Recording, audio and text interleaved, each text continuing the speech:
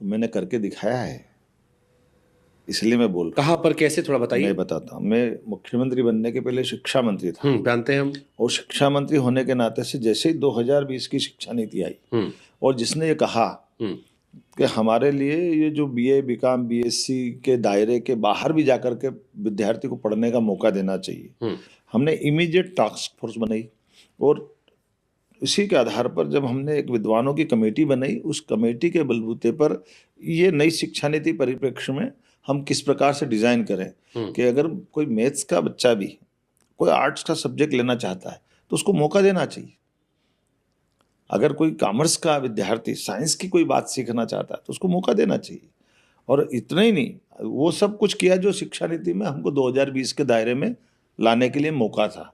और मुझे इस बात का गर्व है, मध्य प्रदेश एकमात्र राज्य है जो शिक्षा नीति में सबसे पहले इस दिशा में आगे बढ़ा, जिसने तुरंत अपने दायरे खोल दिए। जैसे स्टेट के अंदर शिक्षा के लिए कोई उम्र नहीं होना चाहिए, इसलिए हमारे विश्वविद्यालय में दादाजी, पिताजी और बेटा तीनों एडमिशन लेना जाए तो तीनों को देने के उम्र का दायरा हमने खत्म कर दिया। Okay, interesting. क्योंकि हमने कहा कि उम्र के दायरे से शिक्षा का महत्व नहीं है। डबल डिग्री लेना चाहे, हमने कहा तू 3 ले भाई, क्या तकलीफ है, एक ही डिग्री क्यों पड़े, तुम्हारी इच्छा है, हमको क्या परेशानी है।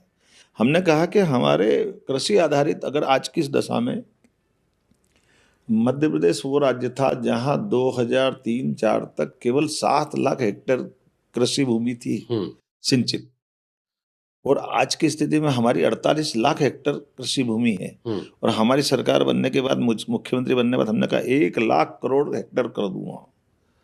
तो हमने कहा कि जब हमारा कृषि का इतना रकबा बढ़ने वाला है तो मैंने जैसे बीएससी किया है, तो मेरे मन में आता था कि बीएससी एग्रीकल्चर करने के लिए मैं अगर जाऊं तो पूरे प्रदेश में केवल बीएससी एग्रीकल्चर के हमारे 2-3-4 ही कॉलेज है, तो वो उसके बाहर जा ही नहीं सकते थे।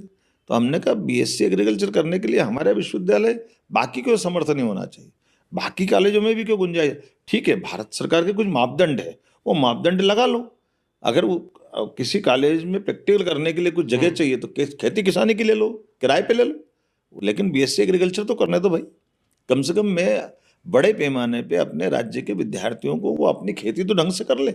हर एक कोई नौकरी थोड़ी करना चाहेगा, वो नौकरी करेगा तो भी काम आएगा, नहीं करेगा तो अपने घर की खेती कर लेगा, अब आप हॉर्टिकल्चर कर लेगा। अब आप जो बात कर रही है प्रैक्टिकली तो मैंने लागू कर दिया, प्रैक्टिकली साउंड है। अब इसमें एक सवाल मेरा और है जी, अभी भी सीबीएसई आईसीएसई का बोलबाला तो है, अब क्या ये बातें आपने ऊपर ही पहुंचाई कि आने वाले टाइम में ये पैटर्न बढ़ाया जाए? मैंने क्या कहा, ऊपर वालों ने तो डिजाइन बना के दिया शिक्षा नीति का, जो राज्य बढ़ेंगे सबको लाभ मिलता जाएगा। मैंने शिक्षा मंत्री बनकर लाभ मिला, अब मैं मुख्यमंत्री बन गया तो मैं स्कूल में भी लग गया हूँ, क्योंकि मैंने उस समय उच्च शिक्षा में लागू कर दी थी, अब स्कूल शिक्षा में हम बढ़ रहे हैं। ठीक है, गुरुकुल का आपने शुरू में जिक्र किया, उसका भी कुछ इम्पैक्ट डालना चाहते हो आप शिक्षा नीति में? कि क्योंकि आपको मैंने कई बार देखा है सनातन की बात करते हुए, पुरानी संस्कृतियों की, आज जैसे आपने कहा कि अंग्रेज लेकर आए स्कूल कल्चर, तो पुराने कल्चर की कोई नई चीज जो आज की शिक्षा पद्धति में आप डालना चाहते हो?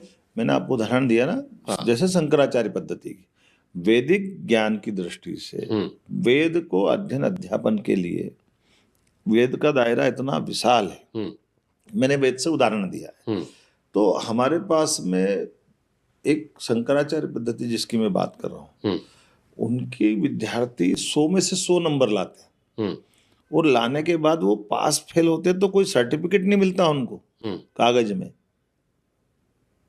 आप कल्पना कर सकते हो, आप गुरुकुल में आ रहे हो, आप पढ़ भी रहो, और पढ़ने के बाद आपसे कोई भी पुस्तक उठाकर आपकी परीक्षा जब लेंगे, कहीं से भी पन्ना खोल देंगे, एक शब्द बोलेंगे उसका पूरा, उसके बाद आपको कंठस्थ पूरा सुनाना।